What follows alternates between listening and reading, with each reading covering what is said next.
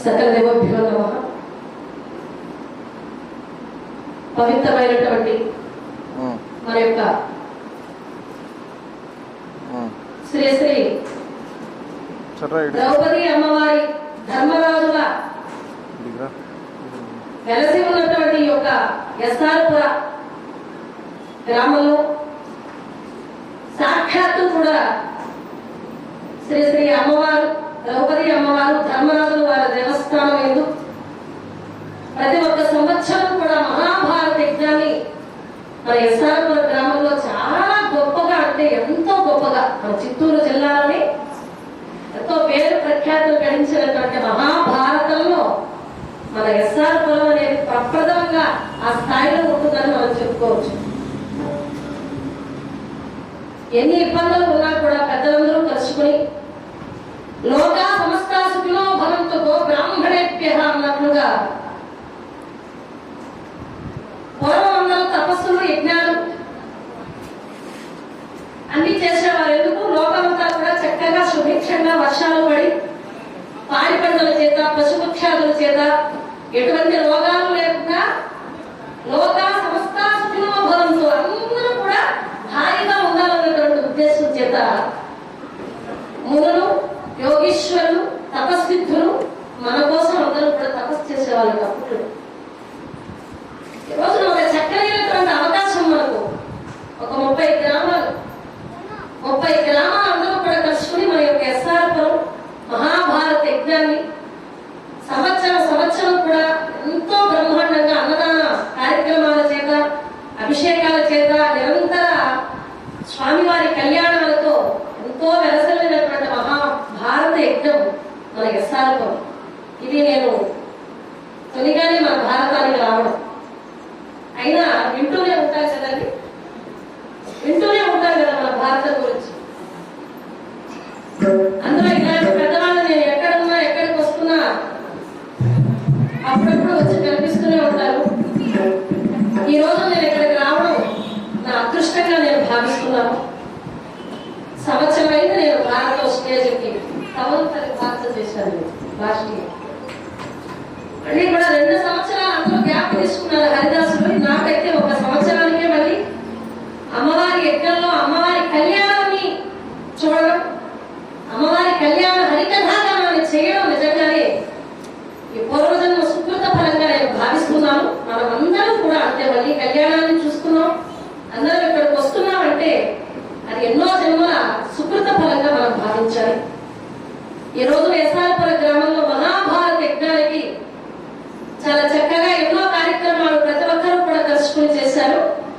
ఈరోజు అమ్మవారి కార్యక్రమం అంతా చేసినటువంటి వారు గౌరవనీయులైనటువంటి వారు ప్రతి సంవత్సరం కూడా అమ్మవారి కళ్యాణాన్ని జరిపించేటువంటి పుణ్యాన్ని ఆ భగవంతుని దగ్గర అడిగొచ్చినట్లుగా ఉన్నారు. ప్రతి సంవత్సరం ఒకరే అంటే అది సుకృత ఫలంగా మనం భావించాలి. ఎన్నో జన్మల పుణ్య ఫలితం. మీ ఆనందముడు మళ్ళీ సంవత్సరానికి ఒకసారి పెళ్లి చేసుకుంటున్నారంటే అదృష్టం కదమ్మా. లేదా 60 సంవత్సరాల పెళ్లి అంటే ఎప్పుడుకో ఒకసారి మ్యారేజ్ అయిపోతే కదా. మీరు సంవత్సరం నిత్య కళ్యాణం లాగా జరిపించుకుంటున్నారంటే ఎంత అదృష్టం మీరు. ఎం సుబ్రహ్మణ్యం నాయుడు గారు గౌరవనీయులు, అదేవిధంగా వారి యొక్క ధర్మపత్ని అయినటువంటి గీతమ్మ గారు గొల్లపల్లి వాస్తవ్యులు బెంగళూరులో నివాసం ఉంటున్నటువంటి వారు. చాలా సంతోషమమ్మా. మీకు అంత కింద లక్ష్యంతో ఆ పరమాత్ముడు ఇస్తాడు. ఇట్లా పెట్టే చేతికి ఇట్లా అడగాల్సినటువంటి అవసరం రాదు. ఎప్పుడు ఇలా అనే చెయ్యికి ఎప్పుడు ఏమంటారు.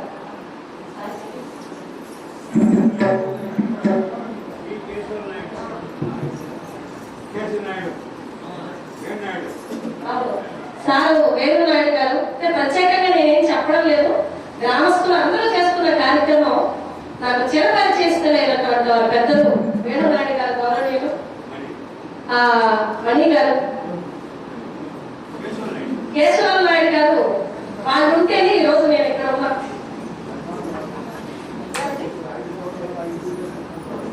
కేశవ నాయుడు గారు నన్ను పిలవమని 5 సంవత్సరాలుగా చెప్పడం అది మా అదృష్టం. నాకు పెద్దల హృదయంలో నేను ఉండడం నాకు భగవంతుడు సుకృతంగా నేను భావిస్తా. కేశవ నాయుడు గారు హరికథాగానని మన ఆవిడ తెలవండి అని అనడంతో 2 సంవత్సరాల ముందు పుల్లూరు మహాభారతంలోకి వచ్చారు. అందరూ దిగ్గజాలే అని పెద్ద పెద్ద వాళ్ళే మహానుభావులు. రాజశేఖర్ నాయుడు గారు నారాయణ స్వామి నాయుడు గారు, నిద్రాస నాయుడు గారు, భాస్కర్ నాయుడు గారు, రామనాయుడు గారు, బ్రహ్మతి నాయుడు గారు, జయశంకర్ నాయుడు గారు, సర్పంచ్ గారు, ముప్పై గారు. చెప్పండి, పర్వాలేదు, మైక్ లేదు మనం చెప్పుకోవడానికి. ఆనంద నాయుడు గారు. చాలా సంతోషం. ఎందుకంటే ఇది 18 రోజులు 21 రోజులు అయితే ఒక రోజు చదువుతారు, రెండవ రోజు నుంచి ఆటోమేటిక్ గా చెప్పుకొని వెళ్ళిపోతాం. మొదటిసారి కదా రావడం కాబట్టి అందరినీ పరిచయం చేసుకోవడం జరిగింది. కేశవ నాయుడు గారు ఉన్నారు కాబట్టి ఈ రోజు మేము ఇక్కడ ఉన్నాం. చాలా సంతోషం.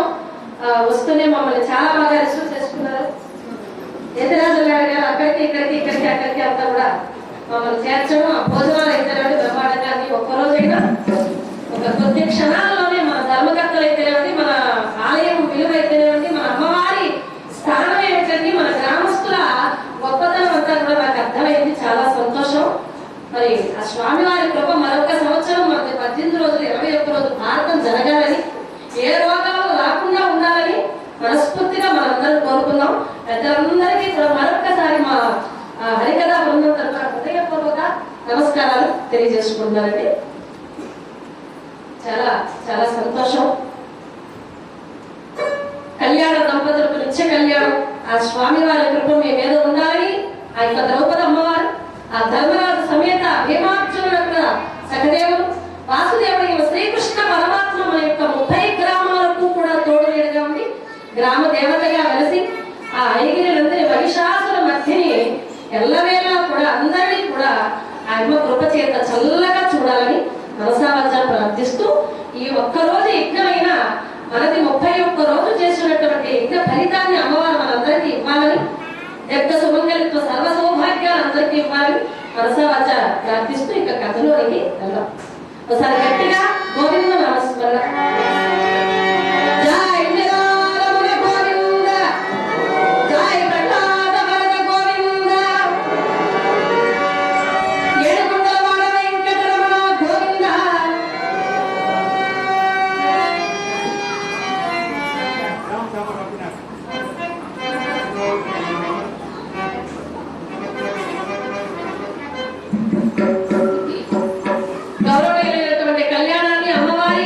స్వామివారి కళ్యాణాలు జరిపించినటువంటి గౌరవనీయ శ్రీమతి గీతమ్మ గారు, ఎం సుబ్రహ్మణ్యం నాయుడు గారు పుణ్య దంపతులు గ్రామ తాంబూలంగా ఈ రోజున కళ్యాణం చేసినటువంటి దంపతులు దాసు గారికి మరి రవిక పసుపు కుంకుమ 516 కానుకలుగా గ్రామ తాంబూలంగా దాసు గారికి కానుకలు సమర్పణ చేసుకున్నారు.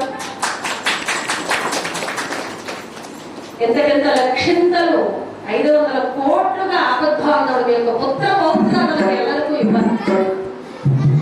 ఆనందదాయకంగా దీర్ఘ సుమంగళిత్వం సర్వ సౌభాగ్యాన్ని ఆ ఆపద్బాంధవుడు ఆయురారోగ్యాలు ఇవ్వాలని మనసావాచ వేడుకుంటూ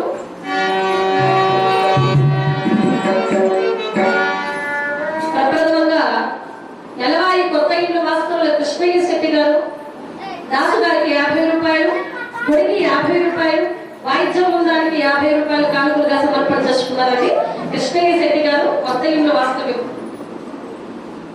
దాసు గారికి 50 రూపాయలు, మా వాయిద్య బృందానికి 50 రూపాయలు, మన అమ్మవారి ఆలయానికి 50 రూపాయలు కానుకలుగా ఇచ్చారు. వారికి వారి కుటుంబానికి ఎల్లవేళలా కూడా ద్రౌపది మాత ఇంత లక్షింతులు ధనధాన్య కనుక సద్వాస్తు వాహనాలు ఇచ్చి వారిని వారి కుటుంబాన్ని సదావార రక్షించుగాక.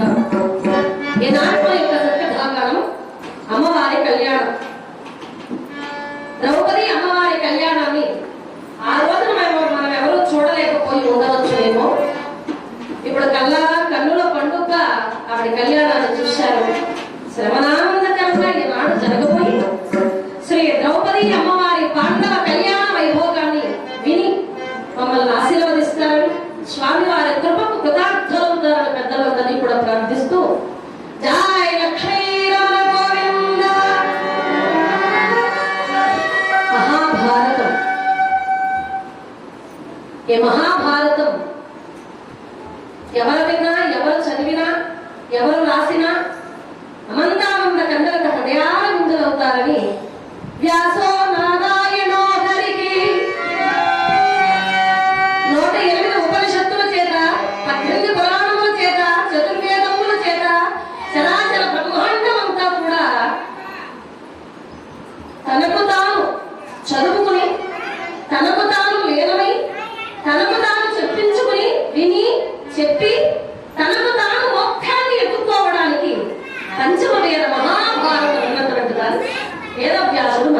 సృష్టించాడు. ఈ యొక్క 8,64,000 సంవత్సరాలు గడిచినటువంటి ద్వాపర యుగంలో హస్తినానగరాన్ని రాజధానిగా చేసుకుని, హస్తినానగరం అంటే ప్రజెంట్ ఢిల్లీ, మన దేశానికి రాజధాని ఢిల్లీ. ఆ యొక్క హస్తినానగరాన్ని రాజధానిగా చేసుకుని ఎంతో మంది మహాత్ములైనటువంటి వారు పరిపాలన చేశారు. ఆ యొక్క సింహాసనం పైన అధిష్ఠించి భరత రాజ్యానికి వల్లి తెచ్చినటువంటి శిరోమణులుగా చంద్రవంశ తిలకమోత్తములుగా నిలిచిపోయారు మహనీయ పురుషులు. వారిలో పాండవుల చరిత్ర మనం చెప్పుకుంటున్నాం.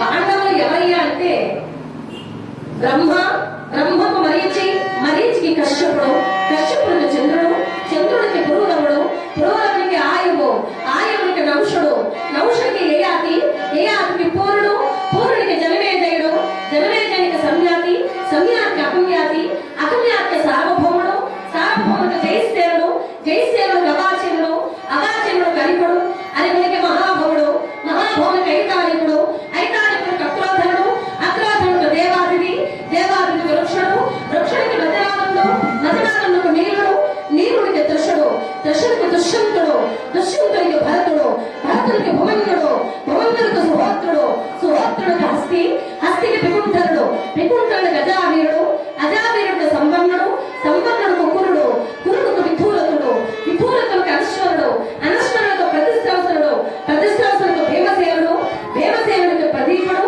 ప్రదీపుడికి శంకరుడు. అట్టి అట్టి శంకరుడికి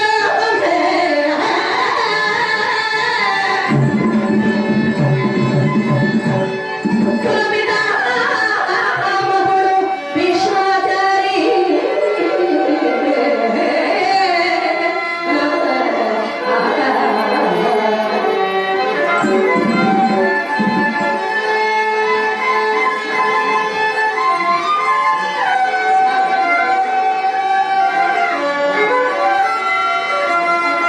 భరత వంశాన్ని ధరింపజేసినటువంటి వాడు భీష్మాచారి శంకరుడు కుమారుడు.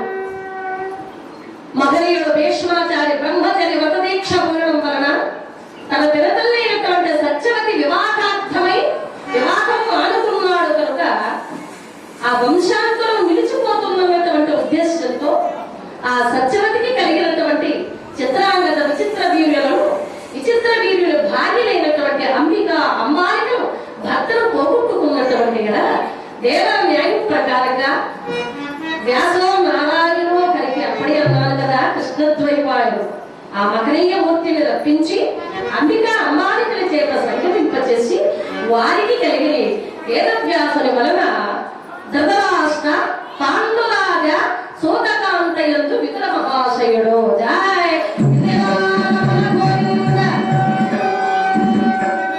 ఆ ధృతరాష్ట్ర పాండురాజు గారి కుమారులే కౌరవ పాండవులు.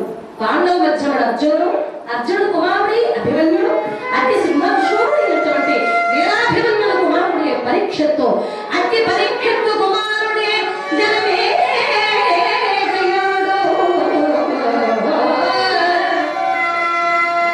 ఆ జనమేజయుల వారు పుష్టివ్యాధిగ్రస్తులై తండ్రి గారికి వైకుంఠ ప్రాప్తి కలగాలని సర్పకాటు చేత మరణించినటువంటి నా తండ్రికి సద్గతులు ప్రాప్తించాలి అంటే సర్పయాగం చెయ్యాలని ఉదంకుడు అన్నటువంటి ఆయన చెప్పినటువంటి మాటలు విని సర్పయాగం గావించి పుష్టి వ్యాధిగ్రస్తుడయ్యాడు. కర్మ జన్మాదుల పాలని ఏ ఏ సర్పాలు పూర్వజన్మలో కర్మాలు చేసుకున్నాయో ఆ సర్పాలు మాత్రమే ఆ జనమేజయుల వారు చేసినటువంటి ఆ సర్పయాగంలో పడి మరణించనమాట. నాటి నాటికి క్షీణించిపోయాడు ఈ యొక్క జనమేజయుడు. పుష్టివ్యాధిగ్రస్తుడైపోయాడు. చీము రక్తము దుర్గంధం చేత భగవంతుడా నేను చేసినటువంటి కర్మ ఈ విధముగా నన్ను నశింప చేస్తుందా అని వ్యాస వైశంపాయన వైద్య జలియ సుమంత శ్వేతగాది నారదాది అత్తి కర్మ పరశురామాది మహర్షులను చేరి మొదపెట్టుకునగా నాయనా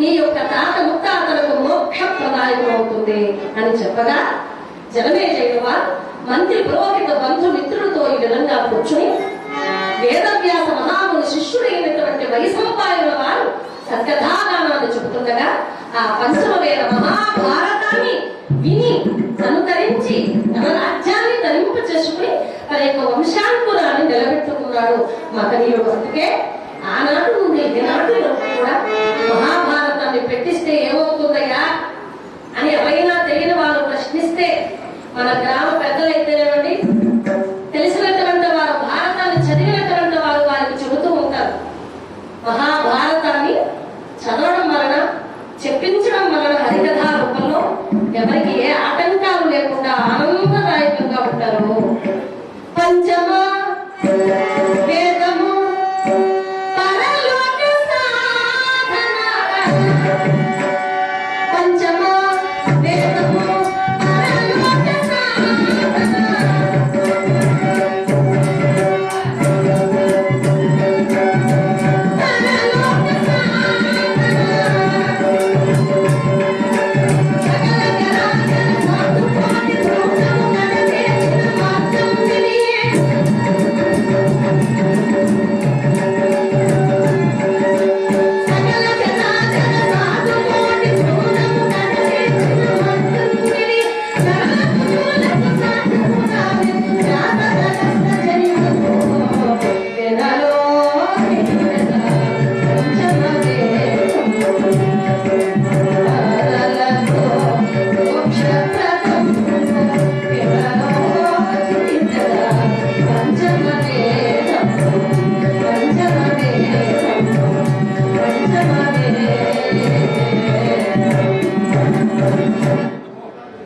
ఏ పంచమ వేద మహాభారతంలో జనమేజయ వినవయ్య ద్రౌపద కళ్యాణాన్ని విశదీకరిస్తాను అని ఆయన చెప్తున్నారు.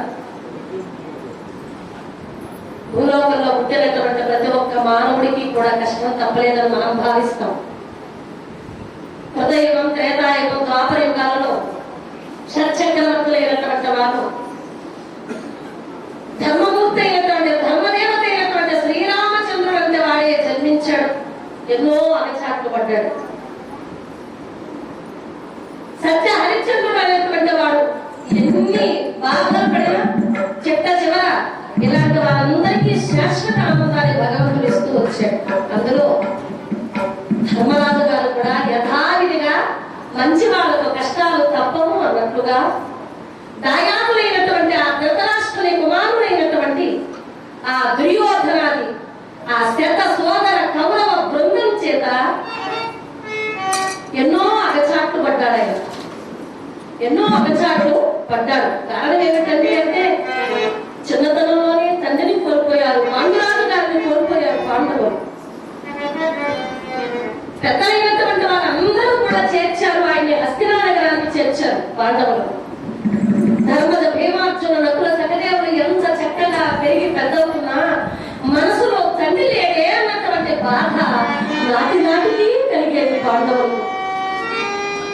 భగవంతుడు అన్ని ఇచ్చేస్తే ఆయన మనం మర్చిపోతామని అనుకుంటారేమో కదా, ఏదో ఒకటి ఇస్తారు కదా. ఏమ్మా పోలేవయ్యప్ప, ఈ రోజు హాయిగా ఉంది, నా మనసుకి ఏ టెన్షన్ లేదు, అదే సంతోషంగా ఉంది, అన్ని ప్రాబ్లమ్స్ వెళ్ళిపోయాయి అని మనం అనుకుని ఆనందంత ఆనందం పడే లోపలే గుమ్మడికాయంతో తొలిచేస్తాడు కష్టాన్ని ముందర. ఏమండి కదా, ఆనందించంటే అంతే అబ్బా ఆహా అని మన మనస్సు పైన చెయ్యి వేసుకునే లోపలే నేను ఉన్నాను రా, నిన్ను వదులుతానా అన్నట్టు చూస్తాను. దాని కాకపోతే ఏమిటండి కర్మ. ధర్మరాజు గారు పడినటువంటి అగచాట్లు అన్ని ఇంకా చిన్నతనం నుంచి కూడా దుర్యోధన పెట్టినటువంటి అగచాట్లు, భీముని చంపడానికి ఆయన చేసినటువంటి పరితపించి ధర్మాన్ని చంపాలనుకున్నాడు దుర్యోధనుడు. కానీ ఏమైనా శ్రీకృష్ణ పరమాత్మ కృప ఆయనకి ఎల్లవేళలా ఉంది కనుక జనతల ప్రవర్ధమానమై సకల విద్యాబుద్ధులలో ఆరితేరి అఖండమైనటువంటి రాజ్య పరిపాలన ధర్మరాజు గారిని ఎత్తున పెట్టాడు ధృతరాష్ట్ర మహారాజు.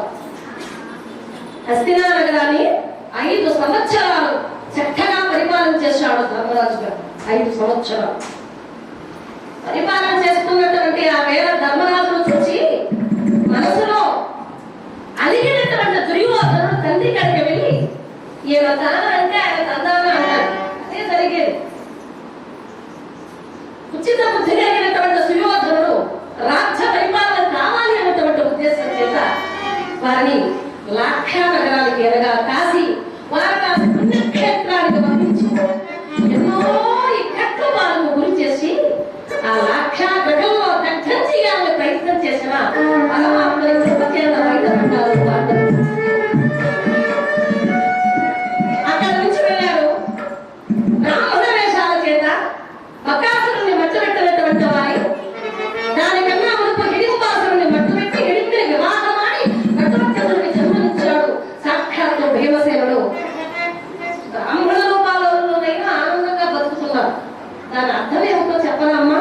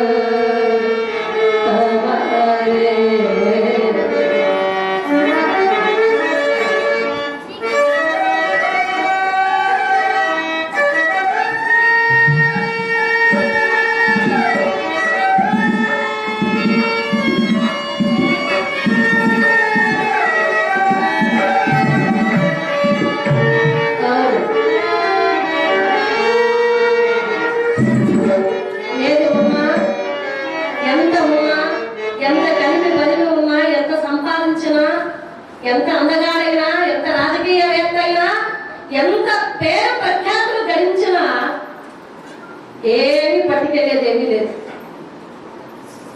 ఒక కీర్తిని మాత్రమే ఇక్కడ నిలిపి వెళ్ళిపోతాడు వాడు. ఒక మంచితనం ఉన్నటువంటిది అందులో వేలాది మందిలో లక్షలాది మందిలో కోట్లాది మందిలో ఎవరో ఒక్కడే ఆ కీర్తిని కూడా వదిలి వెళ్ళేది. ఎవరు అందరూ వదిలి వెళ్ళలేగా. ధర్మరాజు గారు ఏం చేశాడమ్మా అంటే మధుకర వృత్తి చేపట్టాడు. ఎక్కడైనా మధుకర వృత్తి అంటే భిక్షాటన చేయడం మొదలు పెట్టారు. ఇంటికి వెళ్ళారు, భిక్షాటన చేస్తూ బ్రతికారు. అయితే ఎక్కడ ఉన్నా రాజులే అనిపించుకున్నారు పాండవులు. పరమాత్మని ఆ కృప వాళ్ళ మీద ఉన్నది కనుక భక్తాసురుడు ఉన్నటువంటి వాడిని మట్టు పెట్టి ఆ బ్రాహ్మణ అగ్రహారంలో ధర్మశీలుడు సుశీలుడు ఉన్నటువంటి వారి ఇంట ప్రతినిత్యము కూడా విజ్ఞాన సమారాధన ప్రతిరోజు కూడా ఒక్కొక్కరు రావడం, పంచలక్ష పరమాన్నములు ఆ పాండవులకు ఆ కుంతిదేవికి వండి పెడుతున్నారు. కొన్ని బ్రాహ్మణులుగానే ఉన్నారు వాళ్ళు, క్షత్రియులుగా ఎవరు బయటపడలే. ఆ లోకానికి పెట్టినటువంటి పీడ, ఆ గ్రామానికి పెట్టిన పీడ వెరగడ చేశారు కనుక అంత ఆనందంగా చూస్తున్నటువంటి రోజులలో ఒక రోజున ఒక బ్రాహ్మణ ఉత్తముడు పాండవులు కుంతి మాత బ్రాహ్మణ అగ్రహారంలో ఉంటున్నటువంటి రోజుల్లో ఒక సద్బ్రాహ్మణుడు బయలుదేరి వస్తున్నాడట. భగవంతుని నామస్మరణ చేస్తున్నాడట. జై శ్రీరామ గోవింద, జై ప్రహ్లాద వరద గోవింద, కృష్ణాయ దుపోషణ, కృష్ణ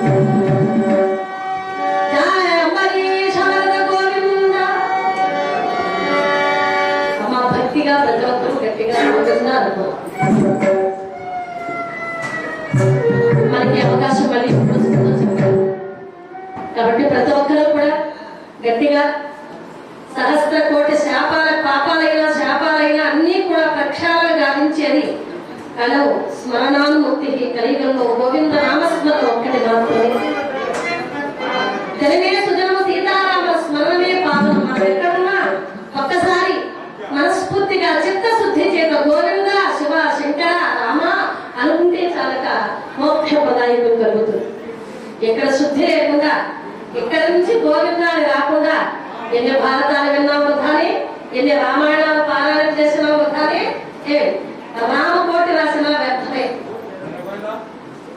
మనకు తెలియదేమన్నమ్మా ఇక్కడ నుంచి ఇంకా బాగా మనకు బాగా అర్థమయ్యేలా చెప్పాలి అంటే, చిత్తశుద్ధి లేని శివ పూజలేలా,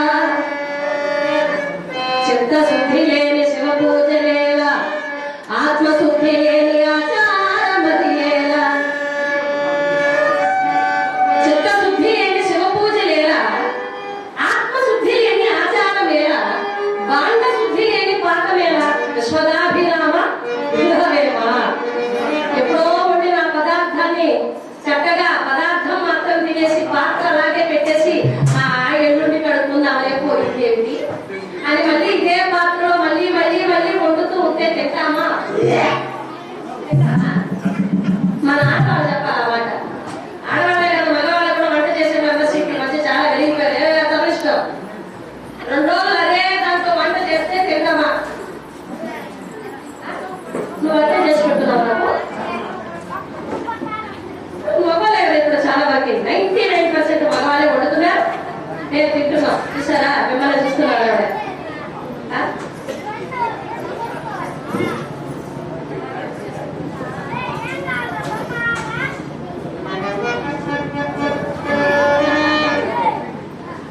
కాబట్టి బాండ శుద్ధి లేని పాఠమేలా. నేను సార్ ఎందుకన్నానంటే గీతమ్మ వెంటనే వాళ్ళ ఆయన వద్దే చూస్తుంది అది దానివల్ల అన్నమాట.